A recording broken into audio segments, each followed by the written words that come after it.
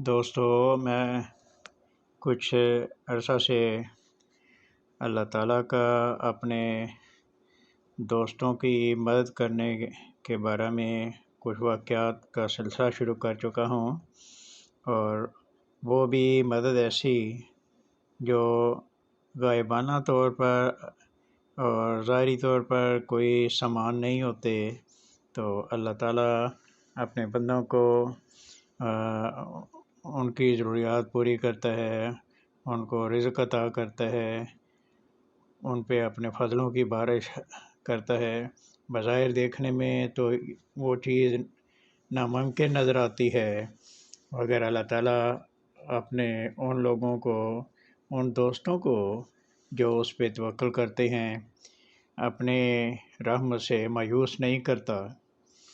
تو اس قسم کے واقعات جس میں خدا تعالیٰ کے دوست اپنے خدا تعالیٰ سے امید لگائے بیٹھے ہوتے ہیں کہ وہ اپنے فضل نازل کرے گا، وہ کسی ظاہری دنیاوی سامان کی طرف نہیں دیکھتے بلکہ خدا کی طرف دیکھتے ہیں، تو اللہ تعالیٰ بھی ان کو مایوس نہیں کرتا۔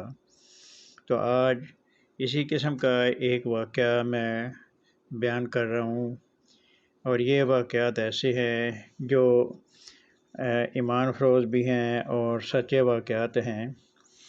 تو ان واقعات کو دیکھ کے اللہ تعالیٰ کی ذات پر ایمان اور یقین بڑھتا ہے۔ تو آج میں ایک ہندوستان پاکستان جب ایک ہوا کرتا تھا تو اس زمانے کے ایک بزرگ کا واقعہ بیان کر رہا ہوں۔ تو وہ اپنے ایک محسن استاد کی بات کر رہے ہیں، ان کا واقعہ بیان کرتے ہیں۔ تو وہ لکھتے ہیں کہ میرے ایک بنارس کے رہنے والے محسن مولوی عبدالرشید تھے، انہوں نے میرے ساتھ بڑی نیکیاں کی ہیں۔ وہ مراد آباد میں رہتے تھے۔ ایک مرتبہ ایک مہمان عشاء کے بعد آ گیا۔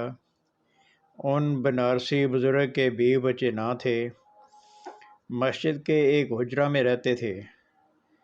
حیران ہوئے کہ اب اس مہمان کا کیا بندوبست کروں اور کس سے کہوں۔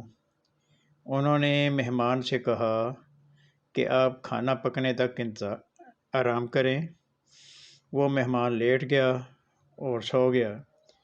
انہوں نے وضو کر کے قبلہ رخ بیٹھ کر یہ دعا پڑھنی شروع کی: افوض امری الی اللہ ان اللہ بصیر بالعباد۔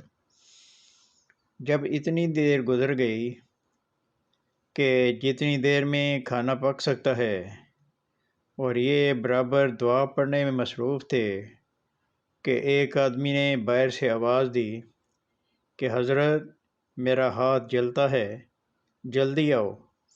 یہ اٹھے۔ ایک شخص تانبے کی رکابی میں گرم گرم پلاؤ لیے ہوئے آیا۔ انہوں نے لے لیا اور مہمان کو اٹھا کر کھلایا۔ وہ حجرہ اب تک میری آنکھوں کے سامنے ہے۔ اس رکابی کا کوئی مالک نہ نکلا۔